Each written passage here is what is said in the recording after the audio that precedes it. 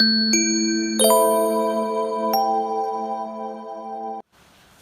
Viewers, कैसे हो आप लोग। आपके सामने मैं आज एक और वीडियो लेकर आया हूँ। वो है स्टील रूल।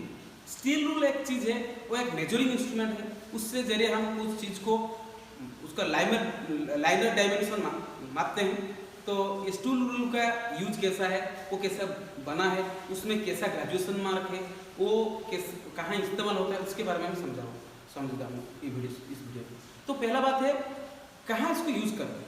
अब देखो, कोई भी चीज़ करने से पहले, मतलब कोई भी चीज़ आप बनाना चाहते हो, इंजीनियरिंग जो होते हैं, कोई भी चीज़ बनाने से पहले उसका लाइनर डायमेंशन को मापते हैं। जब उनका रिक्वायर्ड लेंथ और डिस्टेंस वो पा जाते हैं, तभी वो हिस्सा को अपने कट ऑफ कर देते हैं और अपने चीज़ वो बनाते हैं।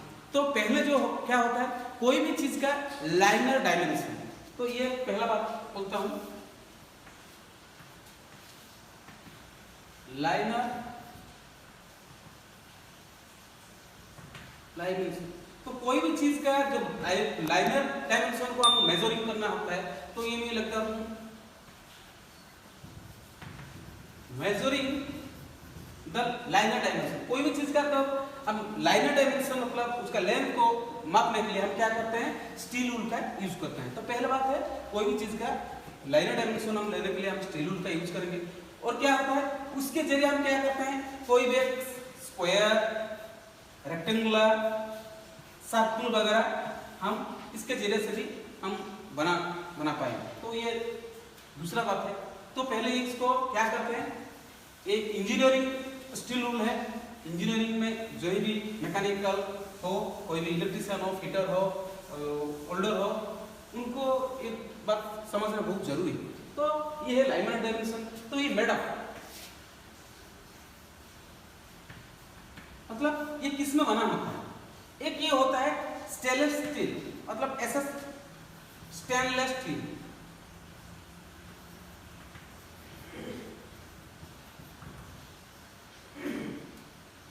ये स्टेनलेस स्टील से बना होता है और स्प्रिंग स्टील से बना होता है। ये जानने का बात है। कोई भी पूछता है आपको कि स्टील रूल किसमें बना होता है, तो मैडम उसमें ऐसा स्टील मतलब स्टेनलेस स्टील और स्प्रिंग स्टील से ये बना होता है, पहला बात। उसके बाद क्या होता है, अवेलेबल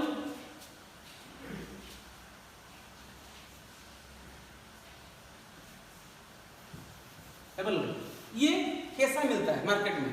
मार्केट में आपको क्या मिलता है, एक लेंथ मिलता है जो 150 mm की लेंथ पर मिल जाता है। 300 mm भी मिल जाता है और 600 mm, मतलब इतने लंबाई का आपको जो अवेलेबल लेंथ है ये मिलता है। तो ज्यादातर हम क्या करते हैं, जितना भी क्लास में जो भी काम करते हैं, तो ये 150 mm लेके हमारे जब भी सब बच्चे जो अपने ड्राइंग करते हैं, तो 150 mm का ज्यादातर यूज करते हैं। लेकिन और भी इतना जो है वो अपनी दरकार के मुताबिक हम यूज करते हैं। इसके बाद जानने के बाद और भी एक चीज है जो आपको मार्केट में अवेलेबल होता है, 5 मीटर स्टील टेप। ये 5 मीटर से लेकर 50 मीटर तक टेप भी एक रहता है। वो उसके बारे में भी आपको थोड़ा जानकारी रखना चाहिए। कोई भी तो यहाँ पर जब पढ़ाई का खत्म हो जाता है, कोई ये होता है, तब कोई प्लांट वगैरह में जाते हो, तो ये छोटा और स्टील रूल का उपयोग नहीं होता है। तभी क्या होता है, स्टील टेप का जरूरत होता है। तो स्टील टेप में भी यही ग्रेजुएशन है, तो कुछ हड़बड़ाने का कोई प्रॉब्लम नहीं है।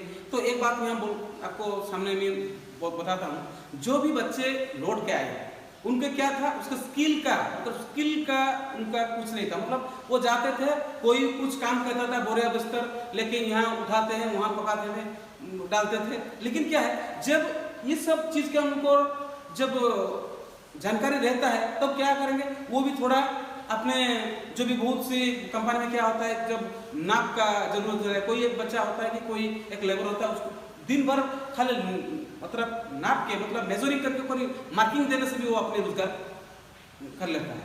तो तो थोड़ा सा मैं जानकारी दे दूं, आप जब वीडियो बार बार देखेंगे तो पूरा समझ जाएंगे। तो आप आइए इधर, मैं ये तो समझा दिया। स्टील रूल अवेलेबल लेंथ क्या है, 150 mm, 300 mm, 600 mm। ये जो मीटर टेप पे भी, स्टील टेप पे भी मिलता है, वो 5 मीटर का होता है और 50 मीटर का होता है। मैं एनिमेशन के तौर पर भी यहाँ साइड में आपको दिखा दूंगा जो स्टील टेप और स्टील रूल। अभी मैं आता हूँ इनका जो ग्रेजुएशन मार्क, इनको कैसे जानेंगे। यहाँ 2 ग्रेजुएशन मार्क होता है, मतलब ये जो ये पहले से मैं ड्राइंग बना के रखा हूँ क्योंकि वीडियो ज़्यादा लंबा ना हो जाए। ये है एक स्टील रूल का फिगर यहाँ है। देखो यहाँ एक ग्रेजुएशन का मार्क है, इस साइड में, ऊपर साइड में, ये लोअर साइड में 2 ग्रेजुएशन मार्क है। जो ऊपर का साइड है वो है मेट्रिक यानी एमएम का, मेट्रिक ग्रेजुएशन को बोलते हैं। ये मेट्रिक ग्रेजुएशन का होता है। और जो नीचे का है वो है ब्रिटिश का, ब्रिटिश ग्रेजुएशन यानी इंच। ये ब्रिटिश ग्रेजुएशन, तो मैं ग्रेजुएशन लिखा हूं और यहाँ नहीं लगता हूं। कोई भी, ये भी आपका थ्योरी में आ जाता है, कोई भी वाइवा में आ जाता है, आपको थोड़ा समझना बहुत जरूरी है। क्योंकि कोई पूछता है what are the graduation mark on a steel rule और स्टील टेप, तो आपको वहां बताना होगा। उसमें जो ग्रेजुएशन मार्क है वो एमएम का है और इंचेस का है। उसमें भी थोड़ा कैलकुलेट करके आप मीटर का भी निकाल सकते हैं। तो आइए मैं बताता हूँ। ये जो स्टील रूल है उसमें ऐसे, मतलब इससे लाइन होता है, मतलब ये जो लाइन शुरू होता है 0.5 से शुरू होता है, 0.5 mm से शुरू होता है। ये जो मैं येलो मार्क दिया हूँ ये 1 mm का है, उससे जो कम है 0.5, ये 0.5 का है। तो 0.5 इक्वल टू कितना होता है, प्लस 0.5 इक्वल टू कितना होता है, 1 mm होता है। तो यहाँ से यहाँ डिस्टेंस 1 mm, तो ये ऐसे होते कितना होगा, जब 10 हो जाएगा तो देखो 1 2 3 4 5 6 7 8 9 10, जब 10 पहुंचता है तब यहाँ 1 लिखा गया है। पूरा ध्यान से आप देखिए, जब जूम करके भी देखेंगे तो वो अच्छा सा दिखाई दे देगा। मैं भी कोशिश करूंगा ये आपको दिखाऊं ये साइड में। तब जब ये 10 लाइन हो जाता है तब क्या होता है, ये 1 cm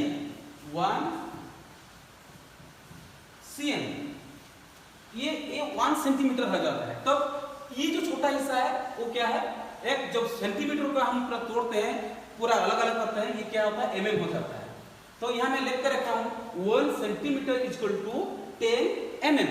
तो 10 mm का भी उसको क्या करते हैं, जब 1 mm का भी जो छोटा हिस्सा है तो 0.5 है। तो what is the accuracy mark, what is the reading accuracy of a steel rule, जब कोई पूछता है रीडिंग एक्यूरेसी होता है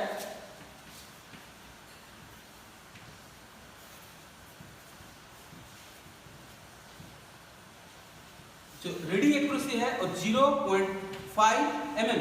ये भी आपका कोई भी सवाल में आ जाता है, कोई का पूछता है तो आप बोलेंगे कि जो रीडिंग एक्यूरेसी है जो 0.5 है। उसके बाद क्या है, जब ऐसे 10 हुआ तो ये 1 सेंटीमीटर में पहुंचा, तब देखो मैं यहाँ छोटा लाइन नहीं डाला हूँ। उसके बाद 1, इसके बाद 2, ऐसे होते जाएगा। जब ये आ जाएगा 10 100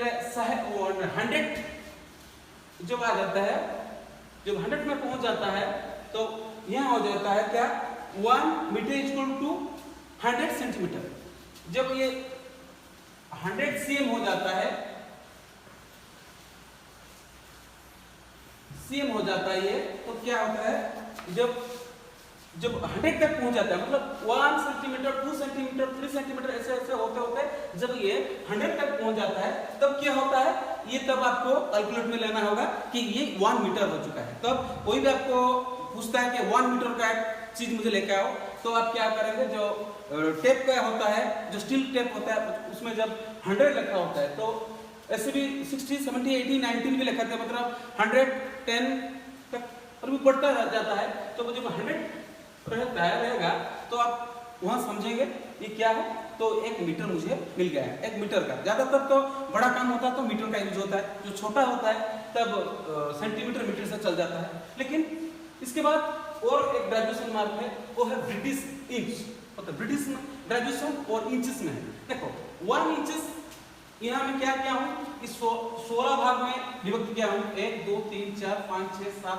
8 9 10 11 12 13 14 15 16, मतलब 1 इंच को 16 भाग 32 भाग ऐसे भी बढ़ता जाता है। 1 इंच को ऐसे बना गया है, लेकिन उसको समझने से पहले यह समझो कि 1 इंच जो होता है, मैं यहाँ लिख के रखा हूँ, 1 इंच इक्वल टू 25.4 mm, मतलब यहाँ से यहाँ तक जब 25.4 पहुँचता है और एक लाइन उसके सामने से लगाया गया है, वो होता है क्या, जब ये है इंचेस हो गया है, मतलब यहाँ एक इंचेस है। तो एक इंचेस को और क्या है mm को कन्वर्ट करने के लिए ये फॉर्मूला भी कोई भी कहाँ भी पूछा जाता है आपको, जो what is the mm of 25.4 is, तो आपको वहां बोलना होगा 25.4 mm is equal to 1 inches. तो ये जो इंचेस आप देख रहे हैं, तो ऐसे ये बढ़ते जाएगा। ये जब 12 इंचेस आ जाएगा, ये 12 इंचेस में लिखा हूं, जब 12 इंचेस आ जाएगा तो क्या बन जाएगा, ये 1 फीट, मतलब 1 फीट उसको बोलते हैं। 1 feet is equal to 12 inches.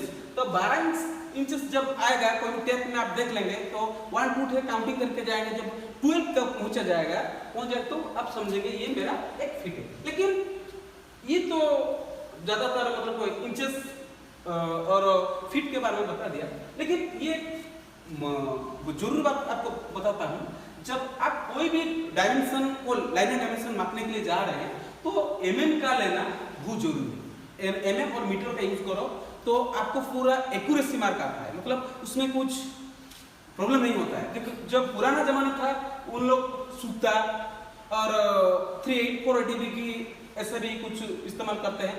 उसको दूसरा जो वीडियो बनाकर मैं इंचेस को कैसे डिवाइड किया गया है उस वीडियो में मैं आपको दूंगा। लेकिन कोई भी कहीं भी आप काम में लगे हो, कोई ड्राइंग बना रहे हो, तो ये ध्यान देना होगा, आप एक्यूरेसी जो है 0.5 से शुरू करेंगे, मतलब 1 mm से आप लेंगे, कभी भी आपका ड्राइंग भूल नहीं होगा।